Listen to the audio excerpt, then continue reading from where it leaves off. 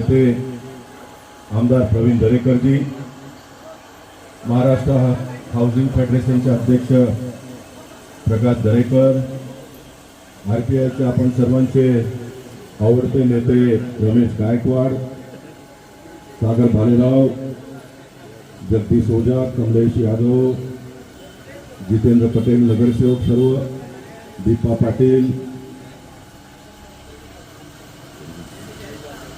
कमलाराज मोतीबाई, तुमचा शिवकुमार झा, झोपडपट्टीचा सर्वात जुना माझा सहकारी नेता, अन्य सर्व स्थानिक भारतीय जनता पक्षाचे पदाधिकारी, इतक्या मोठ्या संख्येत इथे उपस्थित सर्व नगरजन बंधू आणि भगिनींनो, मी सर्वप्रथम केतकीपाड्यातले कार्यकर्ते राकेश जयस्वाल, उमेश यादव, संजीव गोरे, किशोर चांदे, दिलीप सिंह, बाबाजी चव्हाण, धनराज पटेल, अशोक मोरिया, विकास सकपाल, सागर भालेराव, आणखी सर्व आमचे भारतीय जनता पक्षाचे नेते, या सर्वांचं मनापासून अभिनंदन करतो. आपण सर्वांना धन्यवाद देतो. पहिल्या दिवसापासून आपण सर्वजण चिकाटीने या संघर्षात उतरलात. आपले नगरसेवक बाळकृष्ण बीज इथे आले, त्यांचे आपण स्वागत करूया.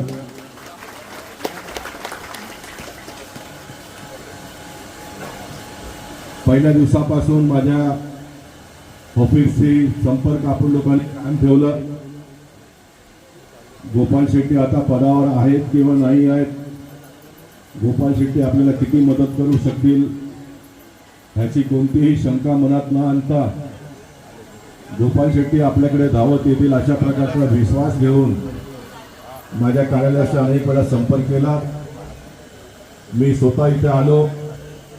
मी आल्यानंतर अनेक भारतीय जनता पक्षाचे कार्यकर्ते माझ्या सोबत आले आणि सर्वात महत्त्वाचा मुंबई भारतीय जनता पक्षाचे अध्यक्ष ॲडव्होकेट आमदार आशिष शेलार, जे आपले पालकमंत्री, याने ह्याच्यामध्ये आपल्याला पाठिंबा जाहीर केला पक्षातर्फे. प्रवीण दरेकर जे आपले आमदार, याने डीपीटीसीच्या मीटिंगमध्ये ठराव मांडला.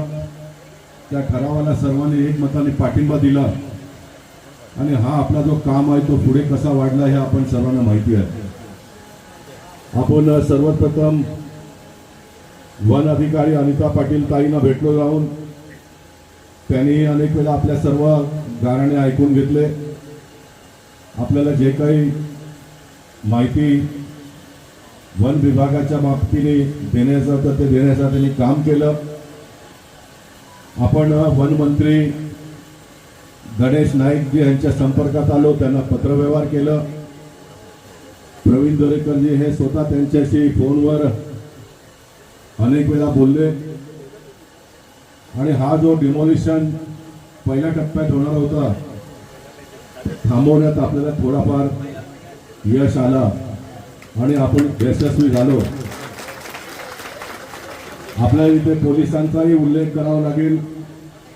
एकूण वस्तुस्थितीच्या लक्षात घेऊन, वास्तविकताचा जाण करून घेऊन त्यांनीही आपल्या बलाचा जास्त वापर न करता एक सहानुभूतीची भूमिका त्यांनी घेतलं आणि म्हणून या आंदोलनाला आपण जर थोडा जाऊन विचार केला तर परमेश्वराची ही साथ आहे असं म्हटलं तर काही चुकीचं होणार नाही. कारण पहिल्या दिवसापासूनच आपल्याला यश प्राप्त होत चाललेलं आहे आणि नक्कीच या लढाईमध्ये आपण यशस्वी होऊ अशा प्रकारचा विश्वास माझ्या आणि आपण सर्वांच्या मनामध्ये निर्माण झालेली आहे. याबद्दल कोणाच्या मनामध्ये शंका नाही. एकूणच वन विभागाची लढाई आपण रामभाऊ नाईक यांच्या काळापासून लढतोय. त्या काळात ॲडव्होकेट जयप्रकाश मिश्राजी असो, राज्यसभेचे खासदार जे आपल्यामध्ये आता नाही आहेत, बाळ आपटे साहेब, यांनी सुप्रीम कोर्ट पर्यंत लढा दिली आणि पहिल्या टप्प्यातल्या लढाईमध्ये किती लोकांना हाल सोसावे लागले, किती लोक बेघर झाले, किती लोकांनी लाट्या खाल्ल्या, या सर्व गोष्टी आपल्या समोर आहेत. आणि म्हणून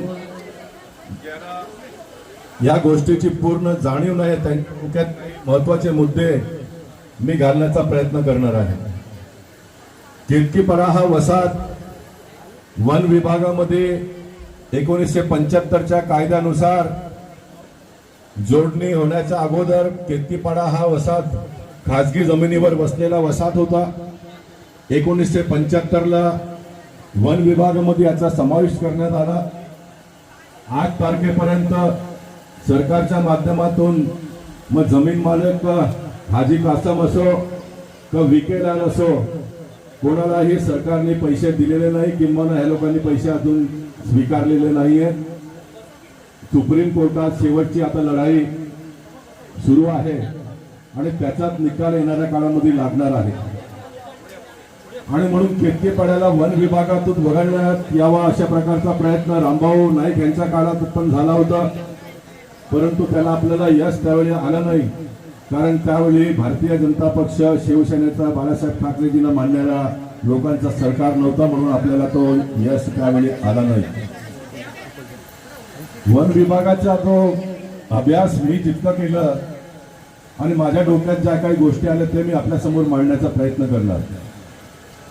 1980च्या पूर्वी वन विभागात संजय गांधी राष्ट्रीय उद्यान जो आहे तो समाविष्ट होता. संजय गांधी राष्ट्रीय उद्यान म्हणून संजय गांधींच्या निवृत्तीनंतर याचं नामकरण झालं. आणि 1995ला जे एन्व्हायरमेंटलिस्ट पर्यावरणवादी लोकांनी केस केला कोर्टात, त्यांनी सांगितलं पार्कच्या हद्दीमध्ये बेकायदेशीर व्यवसाय चालतो, मोठ्या प्रमाणात वन विभागात घरं आहेत. या सर्व गोष्टी कोर्टाच्या नजरेस आणून देऊन हा खटला चालला आणि खटल्याचा निकाल अशा प्रकारचा आला का सर्व वन विभागातल्या झोपड्या सरकारने बाहेर काढावं. वन विभागात जे व्यावसायिक स्वरूपाचे बांधकाम आहे ते तोडण्यात यावं.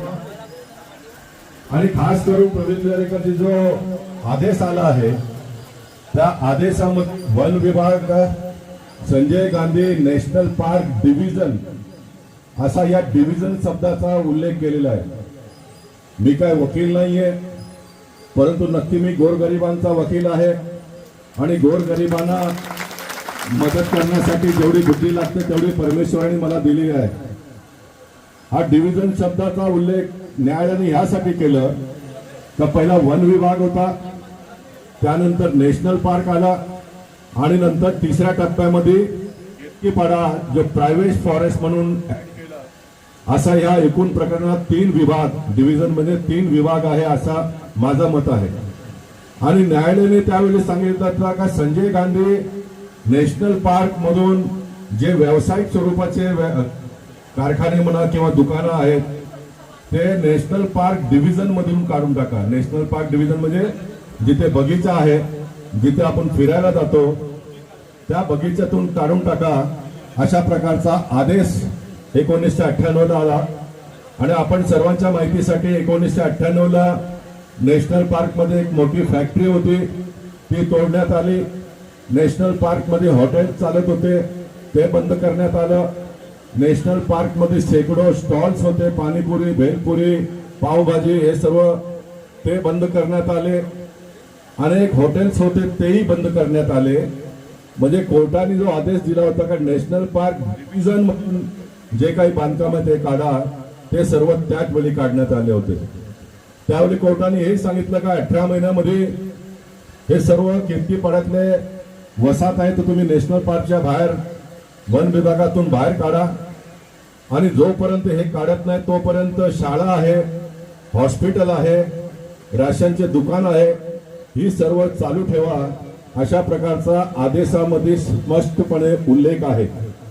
आणि म्हणून त्यावेळच्या अधिकाऱ्यांनी म्हणा किंवा राजकीय दृष्ट्या जेवढी जागरूकता असायला पाहिजे तितकी नसल्यामुळे 18 महिन्यामध्ये SRAचा कुठलाही परवानगी सुद्धा आज मिळत नाही.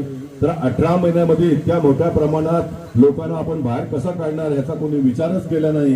आणि तो प्रश्न त्या दिवसापासून तर आजपर्यंत प्रलंबित आहे 18 महिन्यामध्ये काढण्याचा. आता पुन्हा 2024ला पर्यावरणवादीवाले कोर्टात गेले आणि कोर्टाला सांगितलं काही कंटेम्प्ट ऑफ कोर्ट होतोय, कोर्टाचा आदेशाचा अजून पालन झालेलं नाहीये आणि कोर्टाने मुंबई उच्च न्यायालयाने सांगितलं बाबा कोर्टाने जे आदेश दिला त्याचं तुम्ही लवकर पालन करा.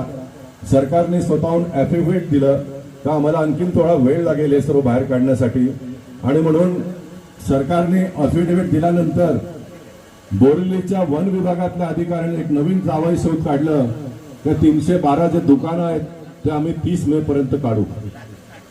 आता हे कोर्टाने सांगितलं नव्हतं, परंतु या वन विभागातल्या अधिकाऱ्यांनी समोरून कोर्टाला सांगितलं आम्ही काढू म्हणून आणि म्हणून तो काढण्याचा प्रकार तो काढण्यासाठी जो का प्रयत्न सुरू झाला, नोटिसेस दिले, ते नोटीस घेऊन केतकी पाड्यातले लोक माझ्याकडे आले. आम्ही सिद्धार्थ शर्मा नावाच्या आमच्या पक्षाचा ऍडव्होकेट मालाडला आहे त्याला जाऊन भेटलो. त्याने अभ्यास करून सांगितलं का याच्यामध्ये आपल्याला यश मिळू शकतो, आपण कोर्टात जाऊया. आम्ही कोर्टात गेलो. कोर्टाने आमचं म्हणणं ऐकून घेतलं आणि सांगितलं 1995 आणि 98ला जो कोर्टाने आदेश दिला होता त्या आदेशामध्ये स्पष्ट उल्लेख आहे की 1995 पर्यंत ज्यांच्या मतदार यादीत नाव आहे त्या सर्वांना जागा दिल्यानंतरच हे तोडकाम करण्यात यावं अशा प्रकारचा आदेश असताना देखील हे नवीन कसा काय प्रकार मुंबई भारतीय जनता पक्षाचे अध्यक्ष पालकमंत्री आशिष